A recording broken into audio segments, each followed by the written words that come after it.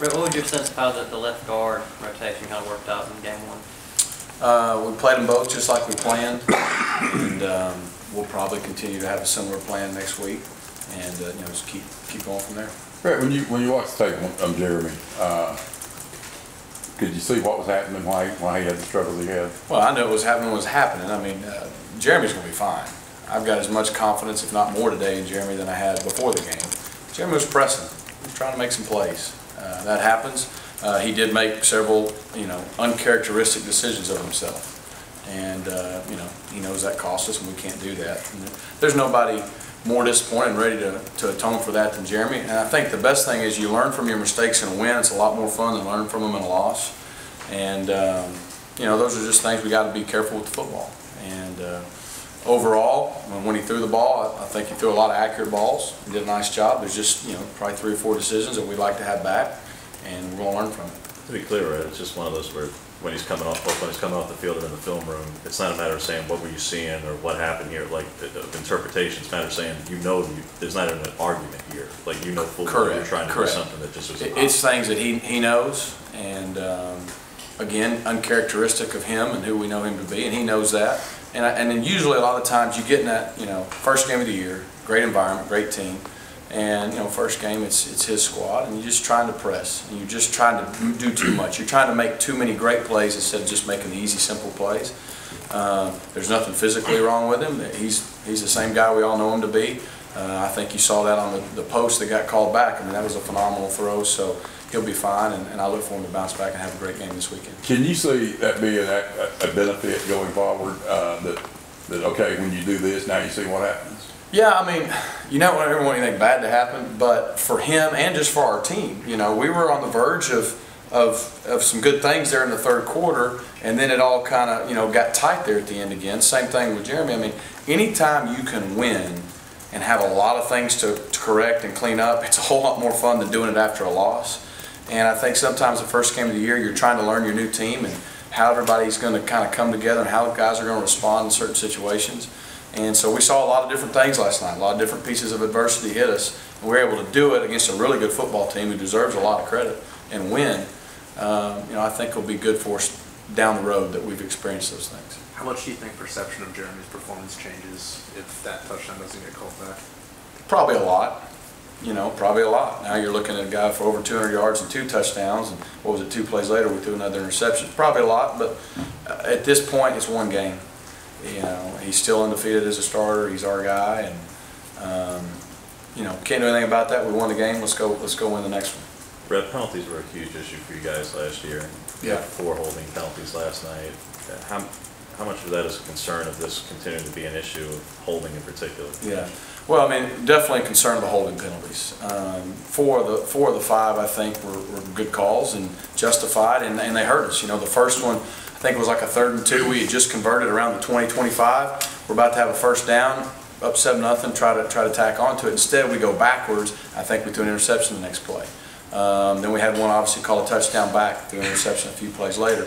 The one thing we're emphasizing from last year is the discipline aspect of false starts and pre-snap penalties or hitting a guy late out of bounds. Those are things that you can 100% control all the time.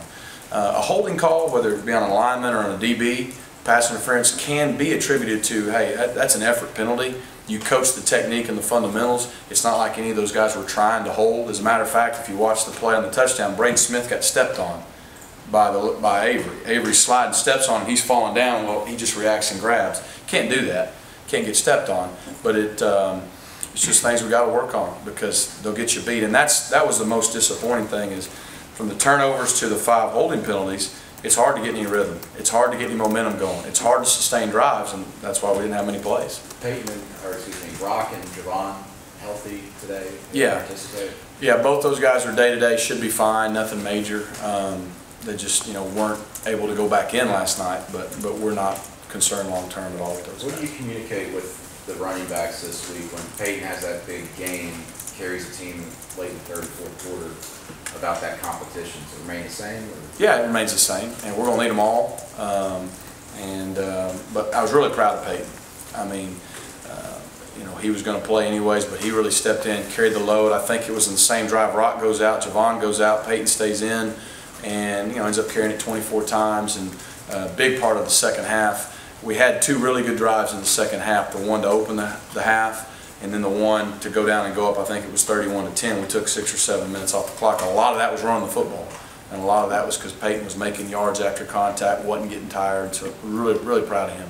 Is Rock's durability any kind of a concern? Well, I mean, you're always worried about guys' durability when they're out, but I don't think this has anything to do with size or anything. I mean, I think he'll be fine, and we look for him to bounce back and be ready to go. Rhett, how do you think Austin did in his first game as a starter? I think he did fine.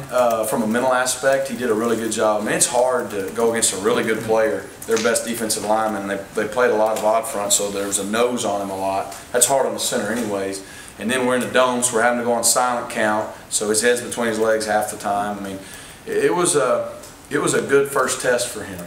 And, just talking with JB today, I think from a mental standpoint, he didn't have a lot of bust. He didn't have a lot of missed assignments. He had good snaps. Communication between him and Jeremy was good.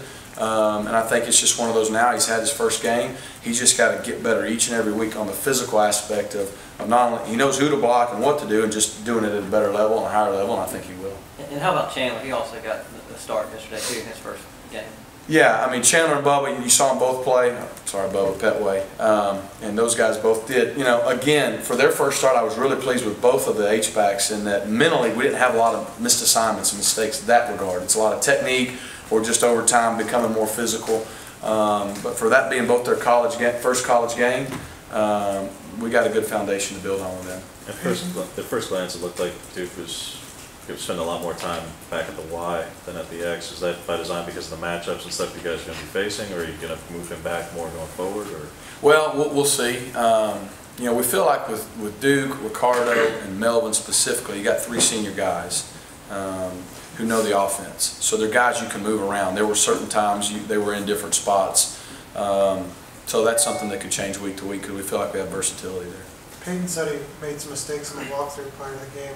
Do you get a sense that he overthinks things or is too hard on himself sometimes? I mean, what about, he said he talks to coach before the game, kind of concerned. You said on the walkthrough prior to the game? Yeah, or like Thursday before the game. Mm-hmm. Oh, do you get a sense of what it is? Is he overthinking things sometimes or just too hard on himself? I think guys want to do, some guys, and Peyton's one of them, they're such great kids, they're so conscientious, they want to do right so bad that sometimes you worry so much about not making a mistake. Instead of just going out and reacting and playing, he knows what to do.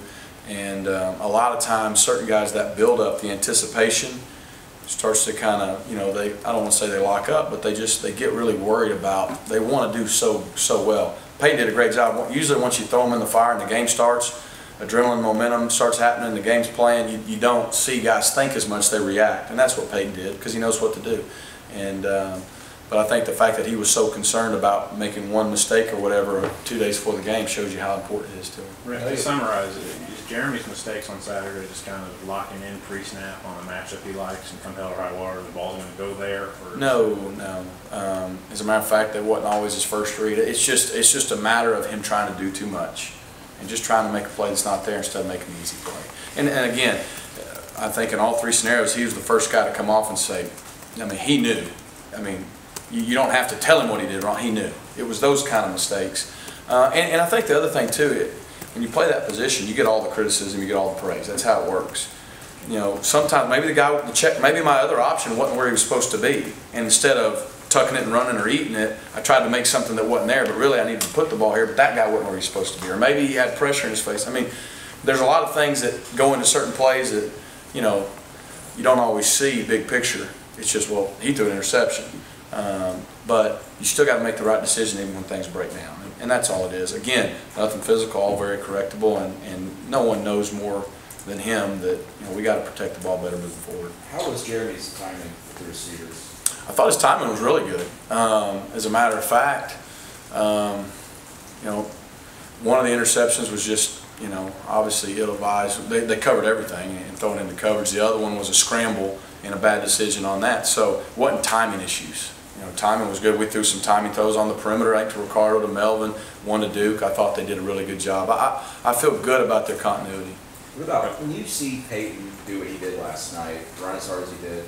I know you want to keep the competition open, but do you want to give him a bigger role somehow? Well, Yeah, it's too early to call as far as competition. We're going to need them all. I mean, just like last night, 2 of them dropped in 1 drive. So you never know in this league what will happen. But yeah, I'd say a guy like Peyton definitely, hopefully, earned some confidence in himself. He earned confidence from his teammates and his coaches. Yeah, I mean, you feel really confident that he's now gone out there and really, I mean, 24 carries in a big game in about 2.5 quarters is a lot. And he carried the load and did very well. For this week, Couple more? For this week, Rhett, how much of this is going to be, not to say you're disrespecting the opponent, but you're more skilled and talented and deeper team than them. So how much of this is going to be about preparation for LSU, and how much of this is going to be staying honed in on this week?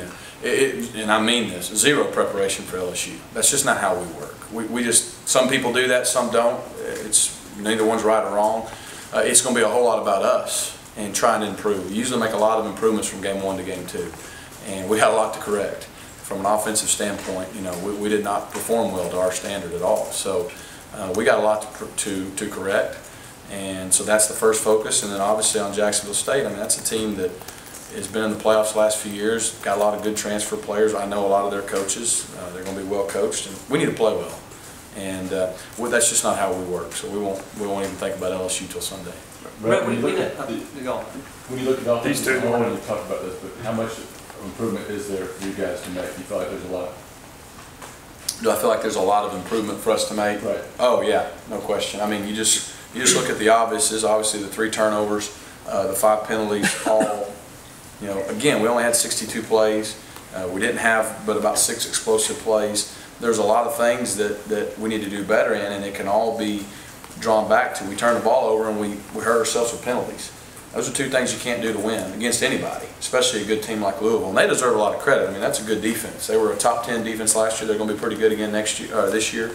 And they did a good job. They deserve a lot of credit. But we got a lot to clean up. As a follow-up, what areas would you like to That was smooth, improve by the on way, the follow-up. in the running game? Huh? Specifically the running game, how would you like to improve that? How would we like to improve the running game? I think that's just continuing with our offensive line, develop continuity, and just get more consistent. You know, in the second half, I think we wore them down a little bit, which helped. Early on, we didn't make a lot of yards in the running game. And, you know, we've got to generate some more explosive plays in the running game. And, you know, I just think some of that's how they played us. Some of that was it took us a while to kind of get into the rhythm of the game. And then, of course, Peyton came in and did a good job.